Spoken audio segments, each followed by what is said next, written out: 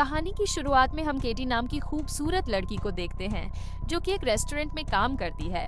लेकिन उसका सपना एक मॉडल बनने का था।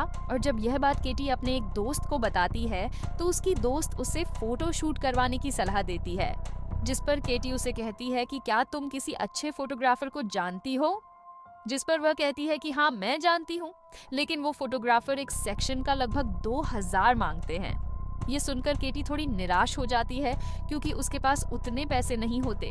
इसके बाद वो शाम को जब घर जा रही थी तो रेस्टोरेंट के नोटिस बोर्ड पर फ्री मॉडलिंग फोटोशूट का एक ऐड देखती है। तो केटी वहां से नंबर लेकर अपने घर की ओर निकल जाती है।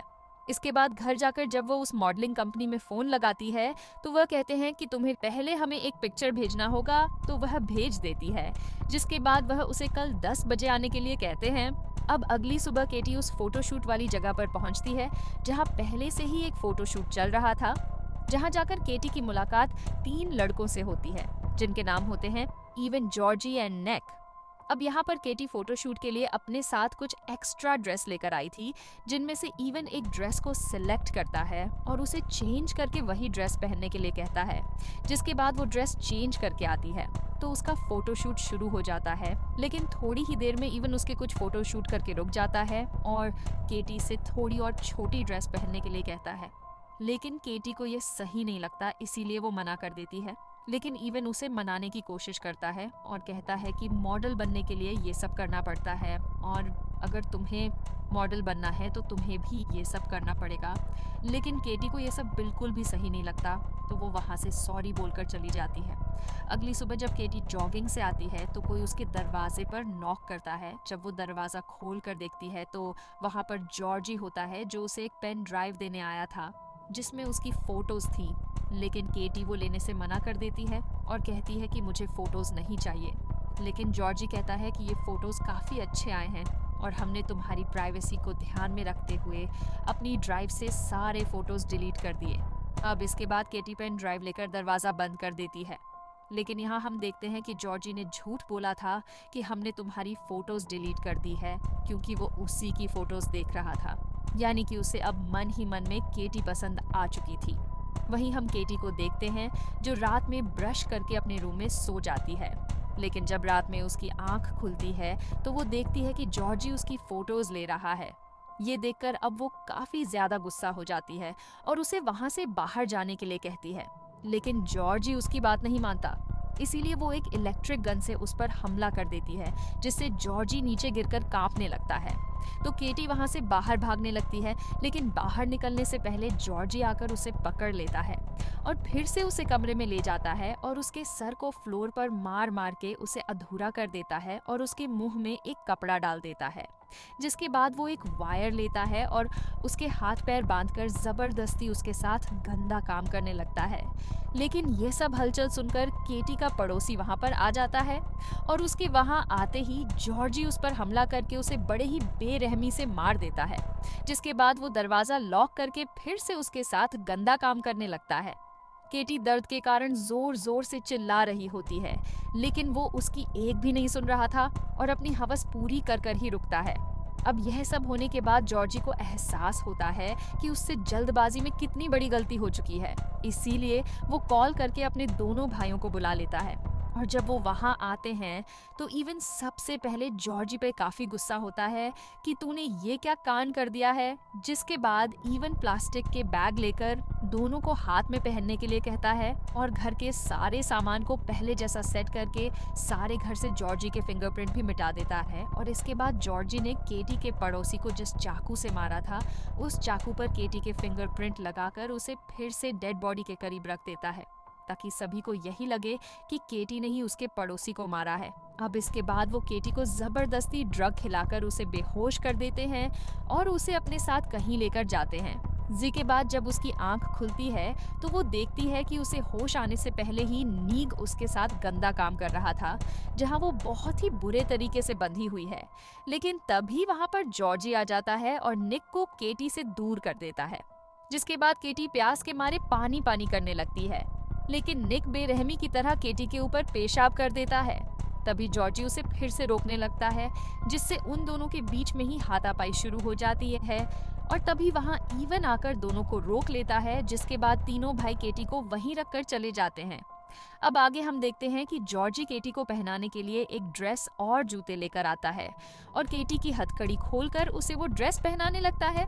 लेकिन जब वो उसे जूते पहनाने वाला होता है तो तभी केटी उस पर एक जूते से अटैक कर देती है, जिसके बाद वहां के एक खिड़की से वो बाहर निकल जाती है और भागते भागते सड़क पर आकर लोगों से मदद मांगने लगती है। लेकिन कोई भी उसकी मदद नहीं करता। तभी वहां पर एक पुलिस वाला आता है और साथ में ही एक डिटेक्टिव भी आ जाता है, जिसके बाद वो डिटेक्टिव केटी को अपनी कार में बैठाकर उससे पूछता है कि तुम कहाँ पर रहती हो। तो केटी बताती है कि मैं न्यूयॉर्क में रहती हूँ, जिसके बाद डिटेक्टिव उसे बताता है कि तुम तो अभी बल्गेरिया में हो। अब ये सुनकर वो काफ़ी घबरा जाती है, जिसके बाद डिटेक्टिव केटी को अपने ऑफिस लेकर आ जाता है और उसे पूछताछ करने लगता है। लेकिन केटी कहती है कि मुझे अमेरिकन एम्बेसी जाना है। तभी वहाँ पर ऐना नाम की एक और लड़की आ जाती है, जो डिटेक्टिव से कहती है कि मैं केटी से अकेले में कुछ बात करना चाहती हूँ, तुम फिलहाल बाहर जाओ। अब डिटेक्टिव के जाने के बाद ऐना उसे अपना नाम बताती है और कहती है कि मैं एक एनजीओ चलाती हूँ जो ऐसे ही ज़रूरतमंद लड़कियों की मदद करता है, और वो कहती है कि जो भी तुम्हारे साथ हुआ है मैं वो तकलीफ समझ सकती हूँ। जिसके बाद वो केटी को अपने हाथ पर लगे कुछ निशान दिखाती है और कहती है कि मैं भी ये सब झेल चुकी हूँ। इसके बाद केटी ऐना से कहती है कि क्या तुम मुझे अमेरिकन एम्बेसी ले जा सकती हो, जिस पर ऐना कहती है कि हाँ तुम बिल्कुल चिंता मत करो, मैं तुम्हें एम्बेसी लेकर जाऊंगी। जिसके बाद रास्ते में ऐना उससे कहती है कि एम्बेसी जाने के बाद वो लोग तुम्हें तुरंत वहाँ से नहीं भेजेंगे, पहले पूछताछ करेंगे, फिर रिपोर्ट लिखेंगे, जिसमें काफ़ी समय लग सकता है। इसीलिए तुम पहले मेरे घर चलो, वहाँ मैं तुम्हें कुछ अच्छे कपड़े दूंगी और तुम नहा भी लेना, और वैसे भी एम्बेसी मेरे घर के पीछे ही है। अब केटी ऐना की बातों पर भरोसा करके उसके साथ उसके घर चली जाती है, और यही केटी की सबसे बड़ी भूल होती है, क्योंकि असल में ऐना इवन और जॉर्जी की सौतेली माँ होती है। जिसके बाद ऐना केटी को घर के बेसमेंट में ले जाने लगती है, जिसे देखकर वो बहुत ही ज़्यादा शॉक हो जाती है। वो देखती है कि ये तो वही जगह है जहाँ से मैं बचकर भागी थी। तभी उसके सामने इवन आ जाता है और उसे पकड़कर फिर से उन्हीं जंजीरों से बांध देता है। अब थोड़ी ही देर में वहाँ जॉर्जी और इवन का बेरहम बाप एक इलेक्ट्रिक रॉड लेकर आ जाता है और वो उन दोनों को बाहर भेजकर केटी की बॉडी में जगह जगह शॉक देने लगता है, जिससे वो दर्द के कारण जोर जोर से चिल्लाने लगती है। लेकिन वो बेरहम केटी को तब तक शॉक देता रहता है जब तक कि वो अधमर ना हो जाए, और जब इससे भी उसका दिल नहीं भरता तो वो भी उसके साथ गंदा काम करने लग जाता है। वहीं पास के ही एक रूम में हम ऐना को देखते हैं, जो केटी के चिल्लाने की आवाज सुनकर रो रही होती है। अब ये मगरमच्छ के आंसू क्यों बहा रही है, ये हम कहानी में आगे जानेंगे। अब थोड़ी देर बाद केटी के पास इवन आ जाता है, जहां हम देखते हैं कि अब केटी की हालत बहुत ही ज्यादा खराब होती जा रही है और वो किसी भी समय अपना दम तोड़ सकती है। लेकिन इसके बावजूद भी इवन उसे बड़े ही बेरहमी से मारने लगता है, जिससे उसकी हालत और भी ज्यादा खराब हो जाती है। इसके बाद हम देखते हैं कि ये लोग जमीन में एक गड्ढा खोदते हैं और केटी के पास आकर उसके सभी कपड़े फाड़कर उसे एक बड़े से बॉक्स में डालने लगते हैं, जहां वो रोते हुए उनसे रिक्वेस्ट कर रही होती है। लेकिन ये लोग उसकी एक भी नहीं सुनते और उसे बॉक्स के साथ उसी गड्ढे में जिंदा दफना देते हैं और उस पर मिट्टी डालकर उस जगह को पहले की तरह नॉर्मल बना देते हैं। लेकिन केटी को लोगों ने जिस जगह दफनाया था, उन्हें पता नहीं था कि वहाँ एक पुराना सिवर लाइन भी था और बॉक्स में वजन होने की वजह से वहाँ की मिट्टी खिसक कर बॉक्स नीचे गिरकर टूट जाता है, जिससे केटी की जान बच जाती है।